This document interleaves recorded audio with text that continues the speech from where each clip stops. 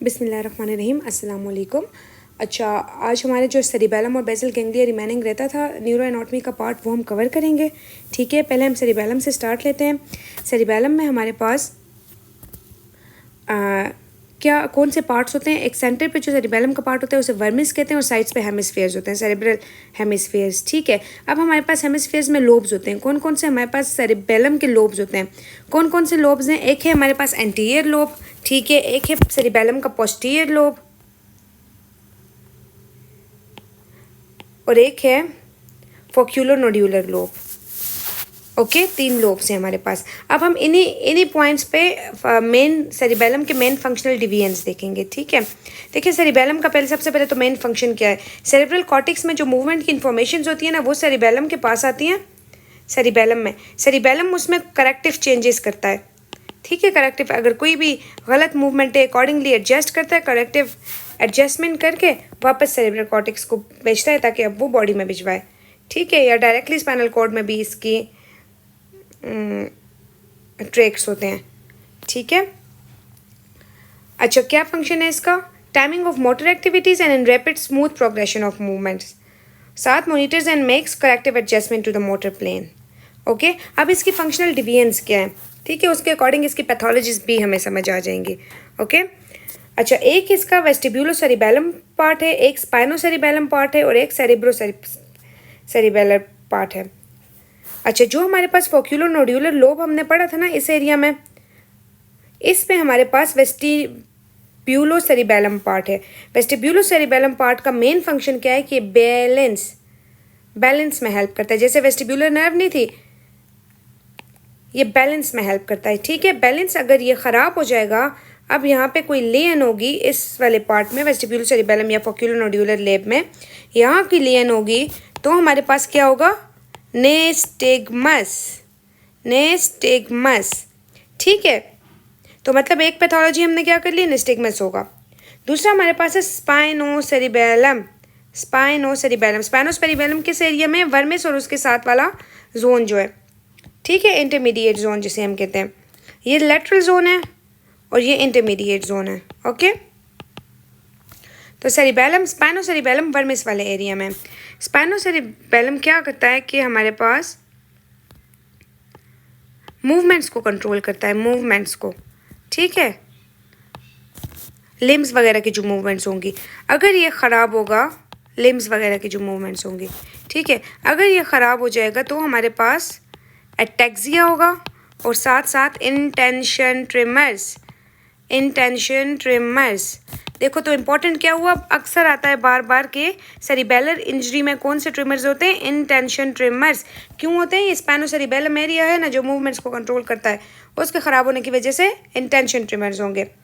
फिर हमारे पास आ जाता है सेरिब्रो सेरिबेलम के लिए एक इंपॉर्टेंट चीज़ ये याद रखो कि पोन्स का कनेक्शन होता है ना मिडल सेरिबेलर पेडंकल पे सेरिबेलम के साथ, इसी के थ्रू जो इसके ट्रैक्ट्स हैं सेरिब्रो सेरिबेलम ना, इसी पोन्स मिडल सेरिबेलर पेडंकल के थ्रू एंटर हो रहे होते हैं। ठीक है, अच्छा, अब इसमें इंपॉर्टेंट क्या है कि ये हैंड्स की, फिंगर्स की, फीट्स की, इसकी कंट्रोल्ड मूवमेंट्स करता है, कंट्रोल्ड मूवमेंट्स। ठीक है, इसकी कंट्रोल्ड मूवमेंट्स करता है।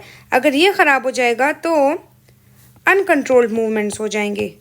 ठीक है, वो डिसडायडोकाइनेसिया वगैरह वो जो और होता है सेरिबेलर इंजरी में, वो हो जाएगा। ठीक है, तो ये 3 फंक्शनल डिवीजन्स हैं इसकी। फोक्यूलो नोड्यूलर लोब पे वेस्टिब्यूलो सेरिबेलर, वर्मिस में स्पाइनोसेरिबेलम और लेटरल जोन में सेरिब्रो सेरिबेलम, और इसकी वजह से ये लेंस होंगी। दूसरा आप लोगों ने लेटरल टू मीडियल इंपॉर्टेंट इसके कौन से सेरिबेलम में कौन कौन से न्यूक्लियाइज हैं? सबसे लेटरल पेडेंटेट न्यूक्लियस है, उसके बाद एम्बोलिफॉर्म है, ठीक है, फिर ग्लोबस न्यूक्लियस है, फिर फेस्टिजियल न्यूक्लियस है। ये इंपॉर्टेंट न्यूक्लियाई हैं जिसे हम कहते हैं डीप सेरिबेलर न्यूक्लियाइज। ठीक है, यहीं पे जो है वो हमारे पास डिफरेंट फाइबर्स इनहिबिशन या एक्साइटेशन करेंगे। ठीक है, ये बेसिक्स थी सेरिबेलम की। ठीक है, और अब हम करते हैं सेरिबेलम में तीन लेयर्स होती हैं। एक होती है अब सेरिबेलम हम एनाटॉमी कर रहे हैं ना, 3 लेयर्स होती हैं। कौन कौन सी? एक मॉलिक्यूलर लेयर होती है, एक परकेंजियल लेयर होती है, एक ग्रेन्यूलर लेयर होती है। मॉलिक्यूलर लेयर में जो इंपॉर्टेंट सेल्स हैं उसे हम कौन कौन से हैं? बास्केट और स्टिलेट सेल्स। ठीक है, परकंजी लेयर में हमारे पास परकंजी सेल्स, जो इम्पोर्टेंट सेल्स हैं, वेरी इंपॉर्टेंट सेल, क्योंकि इनहिबिटरी सेल्स हैं ये, ठीक है। हमें कोई मूवमेंट नहीं चाहिए, कोई गलत मूवमेंट है उन सब को इनहिबिटरी ये करता है, ठीक है। ये Purkinje cells very important cells. Then comes granular layer. Granular layer में हमारे पास ग्रेन्यूलर सेल्स होते हैं और दूसरे गोल्जी, जी से ग्रेन्यूलर लेयर, दोनों जी वाले सेल्स यहाँ पे, गोल्जी और ग्रेन्यूलर सेल्स, ठीक है। ये तो सेल्स हैं। अब फाइबर्स करो, फाइबर्स देखो, एक होता है इनपुट हमारे पास इन्फीरियर ऑलिव से, ठीक है। इन्फीरियर ऑलिव से जो इनपुट आ रहा होता है ना, वो क्लाइंबिंग फाइबर्स के थ्रू परकंजी सेल्स के पास आ रहा है। क्लाइंबिंग, देखो दिस इज अनदर एमसीक्यूज कि परकंजी सेल के पास क्लाइंबिंग फाइबर्स आ रहे हैं, क्लाइंबिंग, ठीक है। और आ रहे कहाँ से? इनपुट इन्फीरियर ऑलिव से। इन्फीरियर ऑलिव के अलावा बॉडी के जहाँ से भी इनपुट आ रहा है ना, जहाँ के भी एफरेंट है, वो मोसी फाइबर्स के थ्रू ग्रेन्यूलर सेल के पास आ रहे हैं। मोसी फाइबर्स के थ्रू ग्रेन्यूलर सेल्स में आ रहे हैं। जो मॉलिक्यूलर लेयर है ना, वहाँ पे पैरेलल फाइबर्स हैं, पैरेलल। देखो मोसी फाइबर्स हो गए, पैरेलल फाइबर्स हो गए, क्लाइंबिंग, परकंजी सेल के पास क्लाइंबिंग फाइबर्स हैं, क्लाइंबिंग, ठीक है। ये तो फाइबर्स हो गए ना। अब हम करते हैं इनके फंक्शंस। देखो this is a Purkinje cell, ठीक है। अब परकंजी सेल के पास कोई इन्फॉर्मेशन आएगी ना, what will the Purkinje cells do? ये डीप सेरिबेलर न्यूक्लियाई को इनहिबिट कर देगा। डीप, देखो this is deep cerebellar nuclei, okay, this is deep cerebellar nuclei, deep nuclear cells, deep cerebellar nuclei. Purkinje cell इसकी inhibition करेगा, किसके through? गाबा। Neurotransmitter ज़रूरी है याद करना, गाबा, ठीक है। Only excitatory is granular cell. जो ग्रेन्यूलर सेल्स है ना, वो ओनली एक्साइटेटरी है और उनका कौन सा न्यूरोट्रांसमीटर है? ग्लूटामेट, ठीक है। तो इनहिबिशन परकंजी सेल्स ने की, ओके, और एक्साइटेशन जो है वो मोसी फाइबर्स के थ्रू ग्रेन्यूलर सेल के पास इंफॉर्मेशन आई और इसने एक्साइटेशन का काम किया। ग्रेन्यूलर सेल्स ग्लूटामेट रिलीज करवाते हैं और एक्साइटेशन का काम करते हैं। This is the important thing to remember, इस चीज़ को रिमेंबर और याद रखना है। और ग्रेन्यूलर सेल्स जो है वो ओनली एक्साइटेटरी सेल्स हैं, ठीक है। और मोसी फाइबर्स जो है वो ग्रेन्यूलर सेल्स के पास आते हैं। देखिए यहाँ पे फिर वही बात है, देखो ग्रेन्यूलर सेल्स एक्साइटेटरी है ना। अब ये गोल्जी सेल्स जो ग्रेन्यूलर लेयर में दूसरे सेल्स गोल्जी सेल्स थे, गोल्जी सेल्स इस ग्रेन्यूलर सेल्स को इनहिबिट करते हैं गाबा के एक्शन से। गोल्जी सेल्स इस ग्रेन्यूलर सेल्स को इनहिबिट करते हैं गाबा के एक्शन से। अब ग्रेन्यूलर लेयर में दो सेल्स थे ना, ग्रेन्यूलर सेल्स और गोल्जी। ग्रेन्यूलर एक्साइटेटरी है लेकिन गोल्जी भी इनहिबिटरी हैं, ओके। देखो ये इन्फीरियर ऑलिव से आया और मोसी फाइबर्स जो है बाकी सब से, कहाँ से? स्पाइनोसेरिबेलर ट्रैक्ट थे, पोंटोसेरिबेलर ट्रैक्ट, वेस्टिब्यूलोसेरिबेलर ट्रैक्ट, बाकी सारे फाइबर्स जो हैं वो मोसी फाइबर्स के थ्रू आते हैं, ठीक है। These are the things to remember, this all are the MCQs. अच्छा, अब हमारे पास अगर लियन हो गई है, ठीक है, और क्या क्या होगा? इंटेंशन ट्रिमर्स होंगे, मैंने बता दिया, ठीक है। डिसडायरोकाइनेसिया होगा, वो हैंड की जो रैपिड मूवमेंट्स होती हैं, ठीक है। फिर हमारे पास अनस्टेडी गेट होगा, एटैक्सिया होगा, निस्टिगमस होगा, सही है। अच्छा, हमारे पास अब कॉजेज़ क्या हैं? किस कॉजेज़ की वजह से लियन हो सकती है? या ब्रेन का ट्यूमर होगा, या ट्रॉमा होगा, ठीक है, या मेटाबॉलिक डिजीज़ होंगी, या डीमैलिनेशन डिसऑर्डर्स होंगी, ओके। और जो डायग्नोस्टिक टेस्ट हम करते हैं इंपॉर्टेंट, उसमें फिंगर नोज टेस्ट है और हील टू शिन टेस्ट है। जो क्लिनिकली डायग्नोसिस टेस्ट हम कर रहे होते हैं ना, वो हील टू शिन और फिंगर टू नोज टेस्ट है, okay. Now comes the basal ganglia. देखो सेरिबेलम के जो इंपॉर्टेंट एमसीक्यूज वाइज पॉइंट थे ना, हमने कवर कर दिए। एक बहुत इंपॉर्टेंट एमसीक्यूज पॉइंट, जब भी सेरिबेलम की लेन आएगा, जब भी सेरिबेलम का लेन आएगा, इप्सिलेटरल लॉस होगा। देखो बाकी सारा सेरेब्रल कॉर्टेक्स वगैरह जहाँ भी बात होती है तो कॉन्ट्रालेटरल लॉस होता है ना, सेरिबेलम का इप्सिलेटरल लॉस होगा। Do remember this thing must. Right cerebellum right hemiplegia, right loss, left cerebellum left loss, ipsilateral loss होगा सेरिबेलम में। अच्छा, अब बात आ गई है बेसल गैंग्लिया। सबसे पहले हम देखते हैं कि बेसल गैंग्लिया में क्या क्या है, किस किस चीज़ से बेसल गैंग्लिया बन रहा है। देखें, कॉर्पस स्ट्राइएटम होता है जिसमें हमारे पास नियोस्ट्राइएटम और पेलिस्ट्राइएटम दो हैं, ठीक है। अच्छा, अब नियोस्ट्राइएटम में हमारे पास कौन कौन से पार्ट्स आते हैं? उसमें दो पार्ट्स हैं, एक प्यूटामेन है और एक क्वाड्रेट न्यूक्लियस। नियोस्ट्राइएटम में दो चीज़ें हैं, प्यूटामेन और क्वाड्रेट न्यूक्लियस, ठीक है। नया है ना, एन से न्यू है ना, उसने अपने लिए न्यू कंप्यूटर लिए। देखो ये पर्सनल कंप्यूटर कितनी जगहों पे आया है, निमोनिक। न्यू स्ट्रैटम क्या हुआ, प्यूटामिन और क्वाड्रेट न्यूक्लियस से मिलके बना, ठीक है।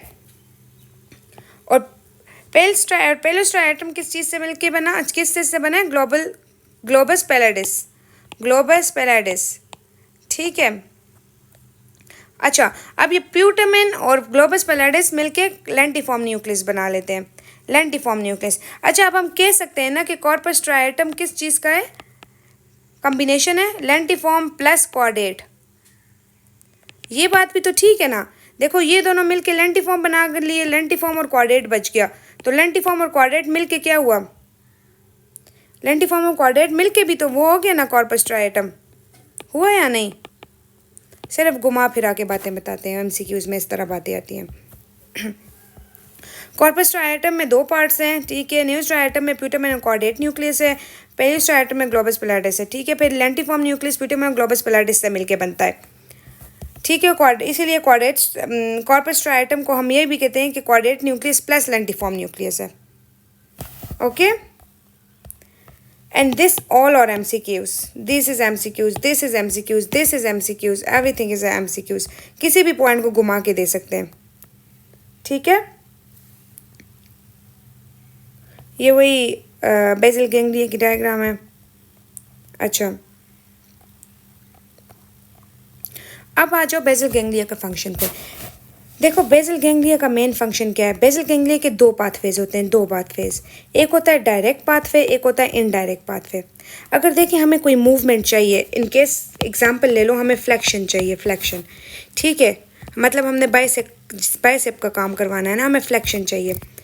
फ्लेक्शन को डायरेक्ट पाथवे के थ्रू बंदे के फ्लेक्शन हो जाएगी, ठीक। अब हमें एक्सटेंशन तो नहीं चाहिए, मतलब ट्राइसेप नहीं चाहिए ना, तो इनडायरेक्ट पाथवे क्या करेगा, इसे इनहिबिट करेगा। इनहिबिट मतलब मैं समझाना क्या चाह रही हूँ, डायरेक्ट पाथवे के थ्रू हमारे पास डिजायर्ड मूवमेंट्स होंगी, इनडायरेक्ट पाथवे सारी की सारी अनडिजायर्ड मूवमेंट्स को इनहिबिट कर देगा, ठीक है। तो डायरेक्ट क्या हुआ, एक्साइटेटरी, और इनडायरेक्ट पाथवे क्या हुआ, इनहिबिटरी, इनहिबिटरी, ठीक है। दोनों बेसल गैंग्लिया के थ्रू होते हैं। अब कैसे होते हैं इसका पाथवे मैं आपको समझाती हूँ। देखो इसमें यही लिखा हुआ है कि direct pathway promotes voluntary movement in the targeted muscle. Indirect pathway inhibit movement in the other muscle that do not contribute to the overall wanted movements. This all helps in coordinated smooth movements. ठीक है, basal ganglia की वजह से smooth movements होती है। यही बात है कि अगर यहाँ भी इंजरी होगी ना, या कोई भी लॉस होगा, या कोई भी डिजीज़ होगी, या कोई भी पैथोलॉजी होगा, तो इसमें भी ट्रिमर्स होंगे। फिर अनवांटेड मूवमेंट्स को ट्रिमर्स कहते हैं ना। अच्छा, let's go for its direct pathway. अच्छा, नाउ सी, सेरेब्रल कॉर्टेक्स जो है वो एक्साइटेटरी इन्फॉर्मेशन देता है स्ट्राइएटम को, ठीक है। स्ट्राइएटम को एक्साइटेटरी इन्फॉर्मेशन आती है। अब डायरेक्ट पाथवे हमने कहा था एक्साइटेटरी पाथवे ना, अब ये क्या करेगा, अब इसके थ्रू डिसइनहिबिशन होती है, किसकी, थैलेमस की। कैसे होती है, देखो नॉर्मली ग्लोबस पैलेडिस इंटरनस और सब्सटेंशिया नाइग्रा पार्स रेटिकुलरिस का फंक्शन क्या होता है कि ये थैलेमस को इनहिबिट करते हैं। ये देखो इनहिबिट करते हैं ना थैलेमस को। अगर हमारे पास स्ट्राइएटम जो है, जब इसके पास एक्साइटेटरी इन्फॉर्मेशन आ जाती है कॉर्टेक्स से, उसके साथ साथ डोपामिनर्जिक 1 रिसेप्टर के थ्रू, डोपामिन के थ्रू भी स्ट्राइएटम को एक्साइटेटरी सिग्नल्स मिल जाते हैं। तो स्ट्राइएटम क्या करता है, ग्लोबस पैलेडिस की इनहिबिशन कर देता है। डायरेक्ट पाथवे में स्ट्राइएटम ग्लोबस पैलेडिस की इनहिबिशन कर देता है। देखो ग्लोबस पैलेडिस का अपना काम था थैलेमस को इनहिबिट करना, लेकिन जब इसकी इनहिबिशन हो गई तो मतलब इसका फंक्शन ख़त्म हो गया। इसका फंक्शन ख़त्म होने की वजह से थैलेमस डिसइनहिबिशन हो गई। डिसइनहिबिशन की वजह से आखिर में रिजल्ट क्या आ गया कि थैलेमस का क्या करेगा, एक्साइटेटरी प्रोजेक्शंस करवाएगा सेरेब्रल कॉर्टेक्स में। समझ आ गई। सेरेब्रल कॉर्टेक्स से एक्साइटेटरी इन्फॉर्मेशन आई डोपामिन के थ्रू, 1 रिसेप्टर के through substantia nigra pars compacta ने भी स्ट्राइएटम को एक्साइटेटरी इन्फॉर्मेशन दी। इसने इनहिबिट कर दिया ग्लोबस पैलेडिस को। ग्लोबस पैलेडिस का नॉर्मल फंक्शन क्या था, उसे ख़त्म कर दिया, ठीक है। डिसइनहिबिशन हो गई उस फंक्शन की। अब थैलेमस क्या करेगा, उससे इनहिबिट नहीं होगा और will result in cerebral cortex excitation. ये तो था डायरेक्ट पाथवे। अब इनडायरेक्ट पाथवे क्या करेगा, देखो जो एक्साइटेटरी इन्फॉर्मेशन होती है ना, बस उसके लिए हार्मोन याद कर लो, ग्लूटामेट। ठीक है, जो इनहिबिशंस होती है ना वो गाबा। ठीक है, बेसल गैंग्लिया के भी मेन इनहिबिटरी हार्मोन गाबा। ठीक है, और डोपामिन जो है वो इधर इनहिबिटरी और इधर excitatory, depend upon the pathway. Okay, अच्छा, now comes towards this indirect pathway में जब कॉर्टेक्स से वही इंफॉर्मेशन आ गई स्ट्राइएटम के पास, स्ट्राइएटम ने जो है क्या किया, ग्लोबस पैलिडिस को उसी तरह इनहिबिट कर दिया। ठीक है, ग्लोबस पैलिडिस ने अब क्या किया कि पहले, अब इसमें जो है ना बात किसकी आ गई, बीच में सब थैलेमिक न्यूक्लियाई आ जाते हैं, तो यहाँ पे डिसइनहिबिशन किसकी हो जाती है, सब थैलेमिक न्यूक्लियाई की। सब थैलेमिक न्यूक्लियाई की, सब थैलेमिक न्यूक्लियाई अब क्या करेगा, एक्साइटेशन करवाएगा ग्लोबस पैलिडिस की। ठीक है, और ग्लोबस पैलिडिस की एक्साइटेशन का मतलब है कि इसका फंक्शन इंक्रीज करना। ग्लोबस पैलिडिस का फंक्शन मैंने बताया था क्या था, इनहिबिट करना थैलेमस को, नो, तो दिस विल इनहिबिट थैलेमस। देखो इनडायरेक्ट पाथवे में बीच में सब थैलेमिक न्यूक्लियाई आ गया है, सब थैलेमिक, इसकी वजह से थोड़ी बात चेंज हो गई है। ठीक है, अब हमारे पास इनहिबिशन होगी सब थैलेमस न्यूक्लियाई की, जो जिसके रिजल्ट में ग्लोबस पैलिडिस की एक्साइटेशन हो जाएगी और थैलेमस की इनहिबिशन हो जाएगी। तो बस याद करना है आप लोगों ने कि indirect pathways, inhibitory pathway, inhibitory pathway, pathways तो मैंने वैसे करवा दिए हैं, बस याद रखना है कैसे क्या कि ये इनहिबिटरी पाथवे इनडायरेक्ट, और डायरेक्ट जो है वो एक्साइटेटरी पाथवे। ठीक है, अब थैलेमस के कौन से न्यूक्लियाई होते हैं, वेंट्रोलैटरल न्यूक्लियाई, वेंट्रोएंट्रियल न्यूक्लियाई, ये इंपॉर्टेंट न्यूक्लियाई हैं। ठीक है, अब वही वाला पाथवे दोबारा से डिटेल में दोबारा से बताया हुआ है। सेरेब्रल कॉर्टेक्स से ग्लूटामेट के थ्रू एक्साइटेटरी इन्फॉर्मेशन है स्ट्राइएटम के पास, स्ट्राइएटम पे उसके साथ साथ सब्सटेंशिया निग्रा कंपैक्टा ने भी डोपामिन के थ्रू एक्साइटेटरी इन्फॉर्मेशन दी ना। इसकी एक्साइटेशन का मतलब क्या था कि इसने ग्लोबस पैलिडिस को इनहिबिट कर दिया। ग्लोबस पैलिडिस इनहिबिट हो चुका है, तो ग्लोबस पैलिडिस का जो फंक्शन था वेंट्रोएंट्रियल और वेंट्रोलैटरल न्यूक्लियाई को इनहिबिट करवाना, वो फंक्शन ख़त्म हो गया है, अब ख़त्म हो गया है, क्योंकि यहाँ से इसकी इनहिबिशन ख़त्म हो गई है। ओके, और ये इनडायरेक्ट पाथवे डोपामिनर्जिक रिसेप्टर 2 के थ्रू ये अब इनहिबिशन करवाएगा इसकी, ये सब थैलेमिक न्यूक्लियाई की इनहिबिशन कराएगा। सब thalamic nuclei as a result globus की एक्साइटेशन करवाएगा ग्लूटामेट के थ्रू, तो it will result in thalamus excitation और सेरेब्रल कॉर्टेक्स की एक्साइटेशन। ये वही पाथवे दोबारा बताया हुआ है। ठीक है, अब हमारे पास इसके रिलेटेड जो दो इंपॉर्टेंट पैथोलॉजीज हम करेंगे, उसमें एक है पार्किंसन, वेरी इंपॉर्टेंट। ओके, बहुत एमसीक्यूज इसमें से आते हैं। पार्किंसन में क्या होता है कि डोपामिनर्जिक न्यूरॉन्स है ना, वो लॉस हो जाते हैं, लॉस हो जाता है डोपामिनर्जिक न्यूरॉन्स का।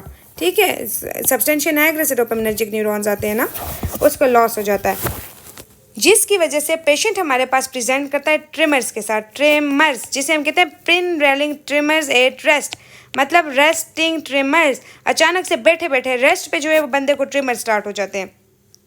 ठीक है, क्योंकि लॉस ऑफ डोपामिनर्जिक न्यूरॉन होता है।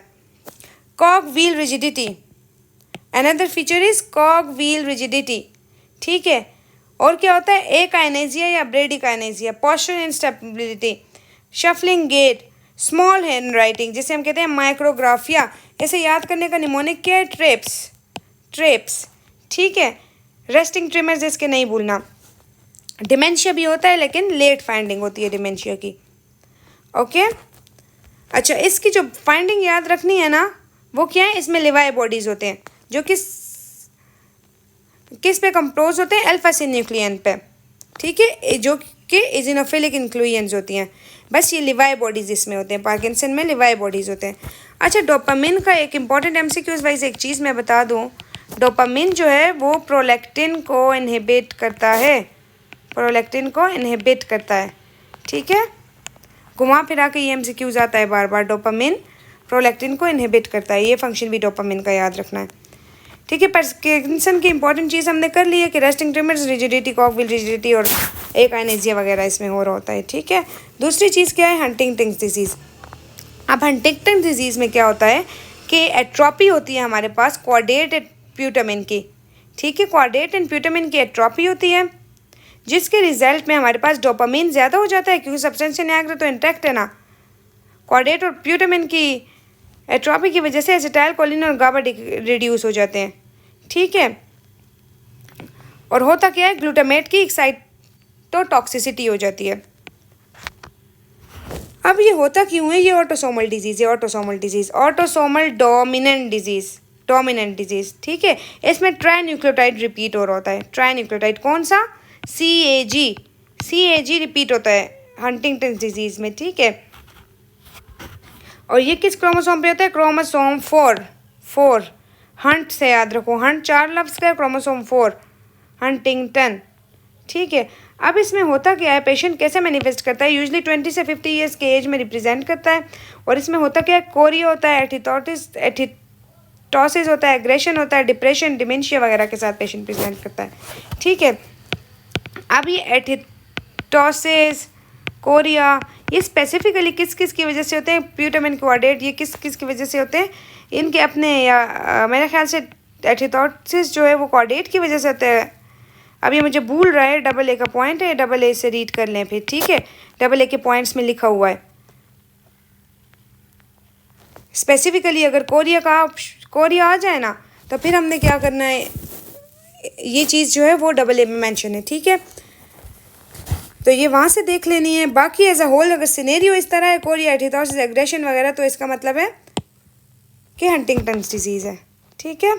अच्छा, अब थोड़े से इंपॉर्टेंट न्यूरोट्रांसमीटर्स याद कर लो। अगर फास्ट पेन की बात आए तो न्यूरोट्रांसमीटर ग्लूटामेट होगा। देखो ग्लूटामेट एक्साइटेटरी है ना, एक्साइटेटरी, तो फास्ट पेन भी बहुत तेज़ है ना, तेज़, तो इसीलिए इसमें भी ग्लूटामेट, ठीक है। अगर स्लो पेन का सिनेरियो तो फिर सब्सटेंस पी।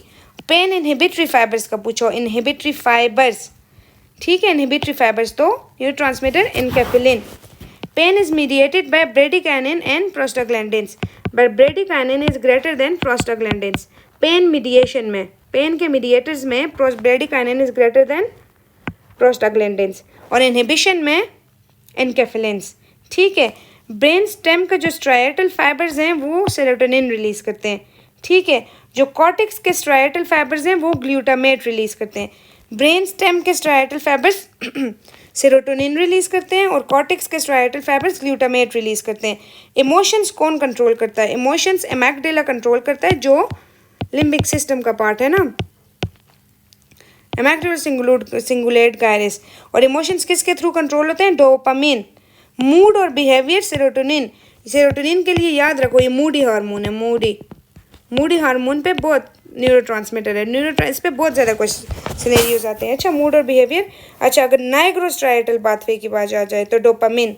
देखो brain stem striatal serotonin, corticostriatal glutamate, cortex वाले ग्लूटामेट है ना, अभी हमने किए भी है फ्लो चार्ट में। रेम स्लीप होती है और एक नॉन रेम स्लीप होती है ना। रेम स्लीप का जो न्यूरोट्रांसमीटर है वो एसिटाइल कोलिन है, और नॉन रेम स्लीप का जो न्यूरोट्रांसमीटर है वो क्या है, सेरोटोनिन, ओके। ये non rapid eye movement sleep है और ये रैपिड आई मूवमेंट स्लीप है। और रोड्स एंड कोन्स का न्यूरोट्रांसमीटर ग्लूटामेट है। देखो ये रटे वाली चीज़ है, अब ये रटे से याद होगी आप सबको, लेकिन याद करनी है, ये हर एक न्यूरोट्रांसमीटर MCQs है, ओके। अच्छा, फिर उसके बाद थोड़ा सा स्पाइनल कॉर्ड के बारे में, हम स्पाइनल कॉर्ड शुरू करते हैं, ठीक है। देखो स्पाइनल कॉर्ड में पता है ना, वाइट मैटर होता है, ग्रे मैटर होता है, ठीक है। वाइट मैटर के लिए इंपॉर्टेंट चीज़ याद रखो, वाइट मैटर में स्पाइनल कॉर्ड के dorso column medium lemniscus system होता है। Dorso column medium lemniscus system हमने डिटेल में किया है, लेकिन वहाँ पे मैंने एक चीज़ भूल गई थी मुझे, कि डोर्सल कॉलम मीडियम लेमिनिस्कस के फाइबर मेड्यूला में जाते हैं ना, 2 तरह के न्यूक्लियाई होते हैं वहाँ, न्यूक्लियस ग्रेसियालिस और क्यूटेनियस, ठीक है। मीडियल तरफ ग्रेसियालिस होता है, लेटरल तरफ क्यूनेटस होता है, ठीक है। ग्रेसियालिस याद रखो, लोअर लिम्ब में ग्रेसियालिस मसल है ना, इसलिए याद रखो ग्रेसियालिस जो है वो लोअर लिम्ब की इन्फॉर्मेशन और क्यूनेटस जो है वो अपर लिम्ब की इन्फॉर्मेशन यहाँ पे रिलाई करती है, ठीक है। फिर हमारे पास ग्रे मैटर आ गया। ग्रे मैटर का डोर्सल हॉर्न होता है वो वेंट्रल हॉर्न।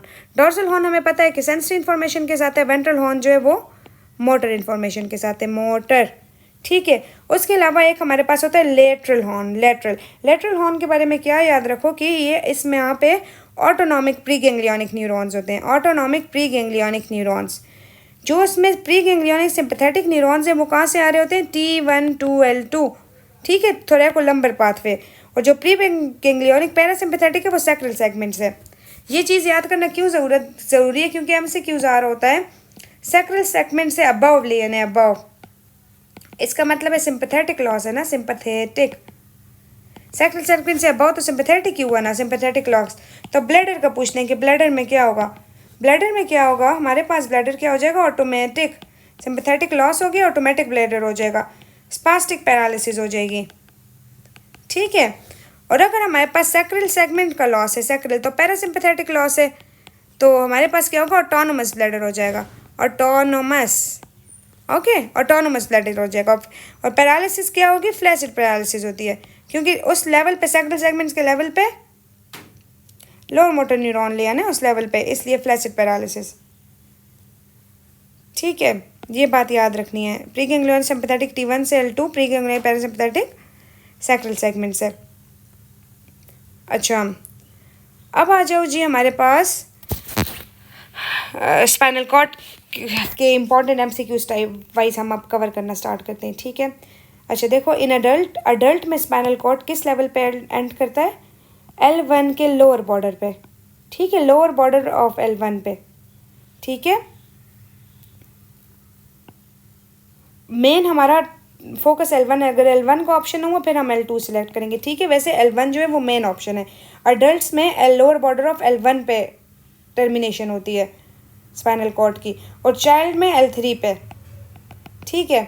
अच्छा, अब हमारे पास सब अरेक्नॉइड स्पेस, ये मैंने आप लोगों को कल वाले उसमें करवाया था लेक्चर में कि सब अरेक्नॉइड स्पेस S2 वर्टेब्रा तक एक्सटेंड करती है, और एपिड्यूरल स्पेस का मैंने क्या बताया था, ये सैक्रल हाइएटस या सैक्रोकॉक्सिजियल लिगामेंट तक एक्सटेंड करती है, ठीक है।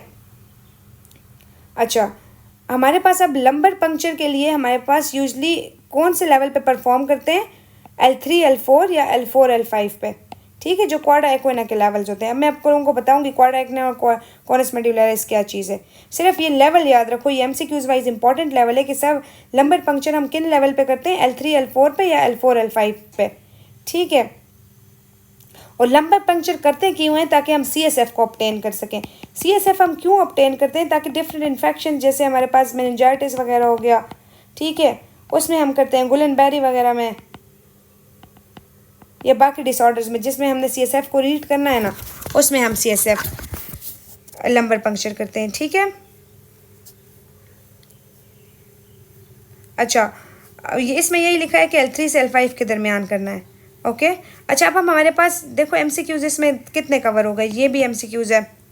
लोअर बॉर्डर ऑफ अडल्ट में कहाँ टर्मिनेट करता है, चाइल्ड में कहाँ टर्मिनेट करता है, सब अरेक्नॉइड स्पेस किस लेवल तक जाती है, ओके। अब हमारे पास जो ये नीडल को पास करेंगे कौन कौन सी लेयर से के थ्रू हम जाएंगे ना, this is also an MCQs।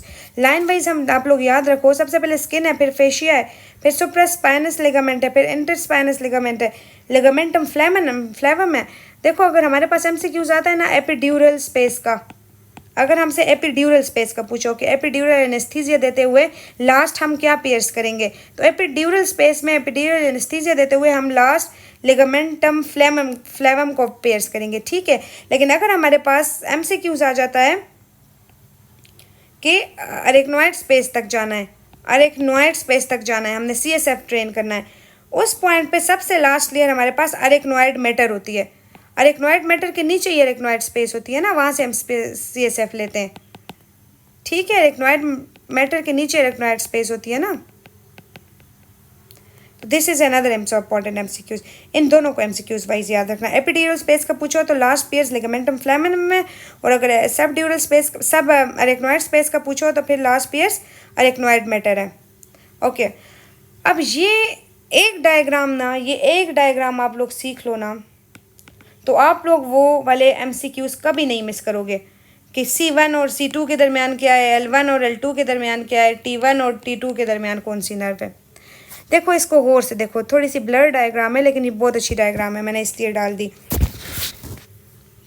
देखें, ये बेस ऑफ स्कल है ना, बेस ऑफ स्कल के बाद हमारे पास C1 शुरू होती है ना, C1 बेस ऑफ स्कल के साथ ज्वाइंट बनाता है ना। अब देखो, बेस ऑफ स्कल और C1 के दरमियान जो है वो C1 शुरू हो जाती है। ठीक है, मतलब C1 जो है ना वो C1 नर्व जो है वो C1 वर्टेब्रा से ऊपर है। ठीक है, तो जब भी हमसे पूछेंगे कि C2 और C3 के दरमियान क्या है, देखो C1 तो ऊपर चली गई ना, तो फिर क्या बचा? C2 और C3 के दरमियान C2 हुई ना, ऊपर वाली हुई ना।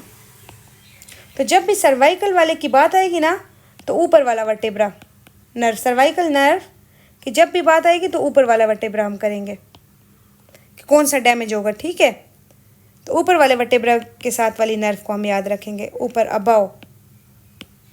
ठीक है, अब देखो हमारे पास थी तो अबाव हुई वाली बात।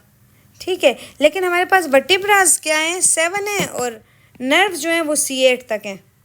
ठीक है, तो C7 तो चलो C7 नर्व तो C7 वर्टेब्रा के ऊपर से गुजर गई, C8 तो रहती है ना, तो C8 कहाँ गुजरेगी? C7 और T1 के दरमियान, मतलब T1 के ऊपर जो है वो C8 गुजर